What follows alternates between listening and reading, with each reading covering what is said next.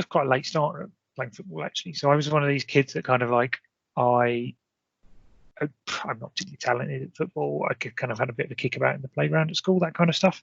But I never joined a football team as a child. I did a couple of kind of like summer football camps, and like on one of those I got the Fair Play Award, which of course is, you know, stereotypically the thing for the not really good. Not to say that's fair play is a bad thing, but that, you know, that's the stereotype. But yeah, I played my first competitive football, I guess, at uni. So I was like 18, 19. And then when I finished uni, so this is all pre-transition. When I finished uni, my friends and I, some of us set up a Sunday league team in Camberley. So yeah, we set up a club then, and that was kind of the beginnings of it. But I kind of got to like really enjoy football and get the love of football from watching football. Like sort of, I guess I'm 36, so Euro 96 for me was quite a kind of a formative point when I was sort of 12 to say, okay, right, I'm really into this sport. But yeah, I didn't kind of get the real bug for playing it until early to mid 20s, really. Yeah, I mean, I play. I'm starting to think about whether I need to start kind of learning to coach or something, because I'm not going to be able to run around that much longer. But yeah, I'm campaign lead for Football V Transphobia. So Football V Transphobia is associated with Football V Homophobia, which is obviously a fairly well-known campaign. I do stuff for Football V Homophobia as well. So Lou is the campaign lead for that. I work with her on that. But yeah, Football V Transphobia we started last year new, and it's just really along exactly the same lines. So trying to raise awareness of the fact that, look, trans people are here in football, we exist, we're playing, coaching, managing, administering, and going to watch the game as fans, most critically as well, and trying to kind of get people to understand that the actions they take in football, the way they behave, can really affect the way that people feel comfortable. So yeah, those are kind of my formal roles in football, but I also kind of try to, I've got a group, sort of a network I run for trans people in sport, and trying to kind of help people feel safe to kind of get into the sport and be a visible trans person in football, so that people can see, okay, right, actually, yeah, this is something that I can do.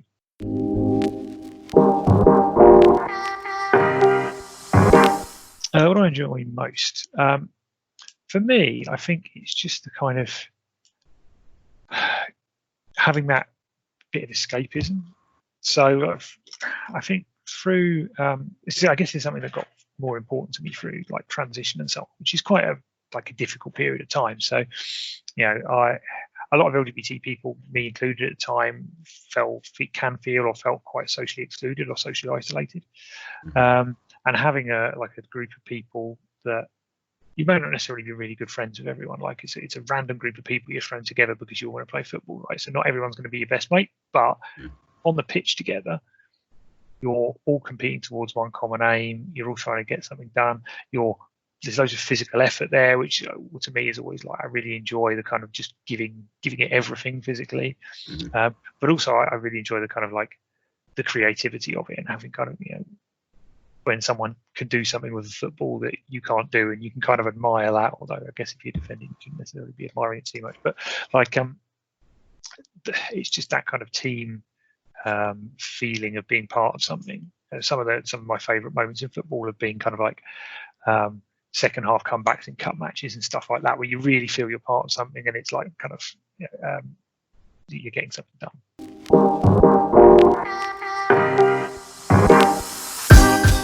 Yeah, I have. Yeah, unfortunately, I kind of went into it expecting that this would happen.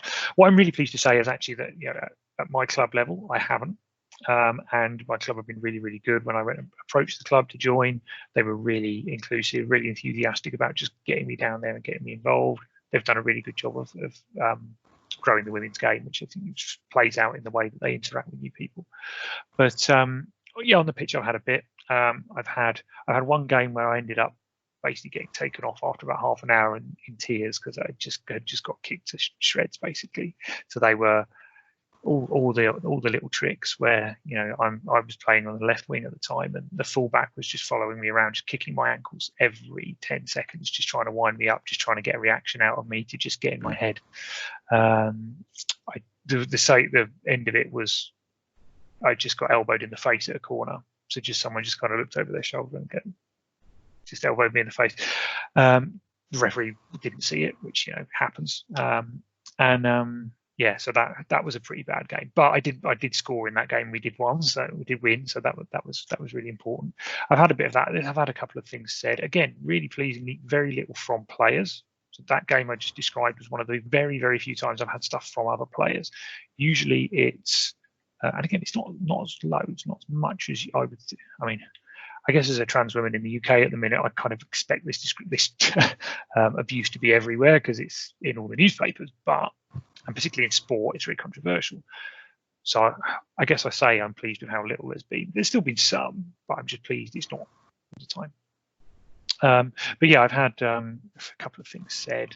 I've had things where people kind of misgender me, so refer to me as he and that kind of stuff, which, to be honest, I can understand people will do by accident sometimes, so I don't tend to get too worried about that. But yeah, often it comes from off the pitch, so I get comments about, I've had a couple of comments where people have kind of said it's not really fair and that kind of stuff.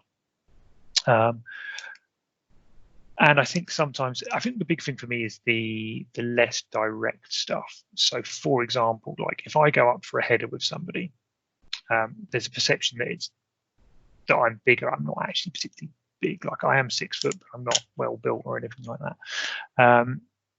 And so sometimes, like, I feel like I don't get free kicks that I would otherwise get, because I think people think that perhaps or referees might be inclined to think that I should be able to stand up to stuff.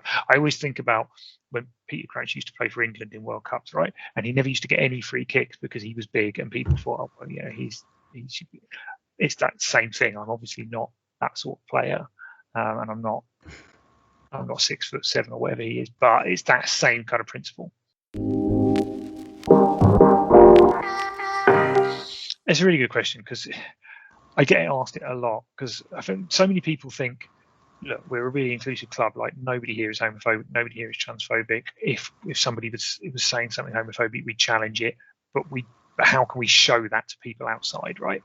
So it's a big challenge I think a lot of people face. I think some of the things I would say are, make sure that whatever you've got, materials, websites, posters, that kind of stuff, you're trying to recruit players, make sure that stuff is reflective of the fact that you are LGBTQ inclusive.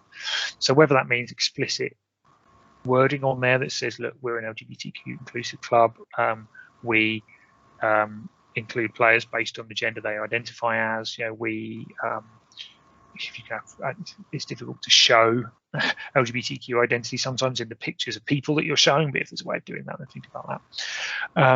I think a lot of things that can help trans people specifically, for example, are if you've got information about like sort of changing facilities that you've got at the club. Now, obviously, I know this is changing facilities is always a difficult thing for a lot of clubs anyway, but if you can make sure that you can show that, for example, that there is some private changing areas where possible, or one of the things I've seen work really well is actually, like, if people can just see pictures of inside the changing room on a website, which is something we say like leisure centres and so on can do, is obviously not with people in there, but a picture of what the changing rooms looks like, because that can help people with an anxiety about what they're going to be presented with when they walk through that door, because it can be kind of scary, can't it? Like, you open the door and you don't know whether it's going to be full of people staring at you or that kind of stuff. I know not many clubs can do that, but yeah, it's really making sure that you're doing something visible. So, like, are you doing something for Pride on social media? Are you doing something? Does your website show that you've got allegiances with groups or accreditations in that area? That kind of stuff. Does the way you like structure the way that your activities in your club, does that include the fact that there are LGBTQ people? So, for example, one thing I've seen in like men's football teams, so, you know, they'll have a girlfriends or wives and girlfriends night, right? Well, obviously I doubt that means only women, but the wording of that can make that feel exclusive. So those are the kind of things to think about Women's clubs don't tend to do that because the same-sex relationships are much more normalised in women's football. But that's the kind of thing that people can avoid to make sure that they're not inadvertently excluding people. The other thing is like go to prides and stuff like that. So if you're really trying to recruit players or whatever, or try to recruit coaches from that community, get a stall at Pride or something like that and go and speak to people, and that showing yourself as making the effort to go out and reach out to these communities.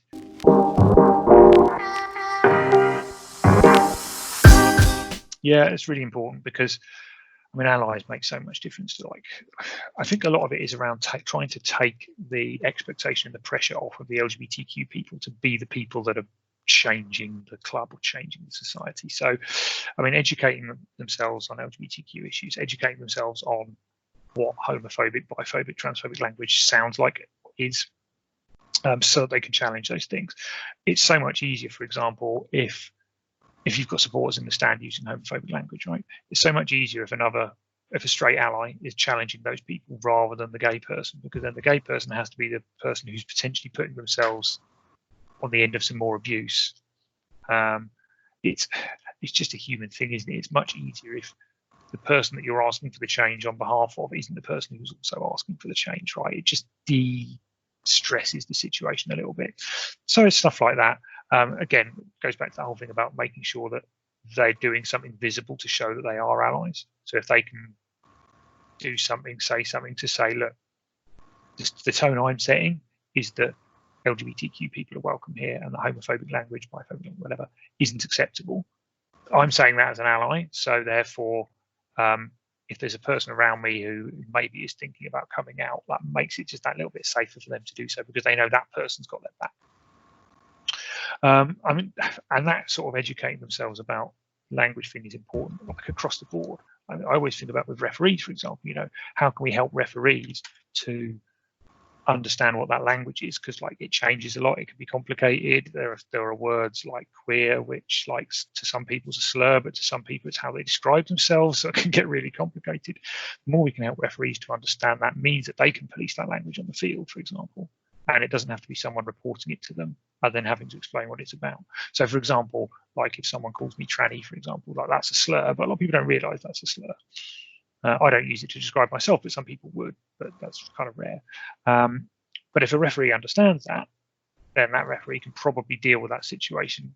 And maybe that player who said it didn't understand it was a slur either, and actually can kind of de-stress the whole situation without it having to kind of turn into the situation I described in that game. Yes, the education and being visible, being willing to speak up, so that it reduces the sort of pressure on other people to do so.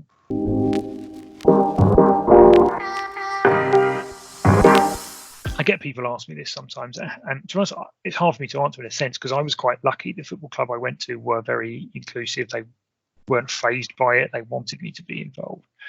But I think what really helped me was going into it with quite an open mind, and being happy to have conversations with people about it. Now, not everyone's going to be comfortable with that, but I think if you can, unfortunately, if you're a trans person going into a football club, there's a good chance you're going to be the first. It's not by any means guaranteed. There are more trans people involved in football than people tend to think, but if you do feel able to go into it with an open mind and a willing to talk to people about it, I think that can make quite a lot of difference to people's willingness to kind of to get to know you and to understand you. But I say not everyone's going to feel comfortable with that. So I think just finding an ally can be really important, and there will always be someone, I'm sure, that you can kind of get to speak to and get. I mean, for example, for me, I emailed the coach before I came to say, look, I'm trans. Is it going to be cool? I don't want to upset anyone, which I kind of went into, I suppose, in a way that maybe I wouldn't necessarily do now. Now I feel a little bit more confident, but at the time I didn't kind of want to upset anyone. I didn't want to go down there if it was going to cause a problem. But in doing that, I kind of built a rapport with the coach to the point where I could talk to him about are people cool with me being there? I felt that if I had a problem, I could go to him and he could probably sort it out. So if you can find that ally, that person, or even better, go with someone who you know. So, for example, in women's football, for example, and I guess is the case in men's, but or could be the case in men's soon. And I know there's a lot of work going on in this space, but the sort of player base is growing. Like, people are trying to get more people back into football who maybe stopped years ago, or to start. If you can find someone else to go along with who's already an ally, who's already a friend, then you've got that kind of moral support with like someone who can. This is someone to talk to, really, I guess. So that really helps me. But yeah, I mean, my overall advice would be to just kind of jump in and do it. Like I said, I found it to be much, at least on a personal side, much easier and much more inclusive and supportive than I thought it would be. I was expecting more problems. The legislative side of it was a little bit more tricky, but the kind of the social aspect I found really, really rewarding, and it's been a real positive for me.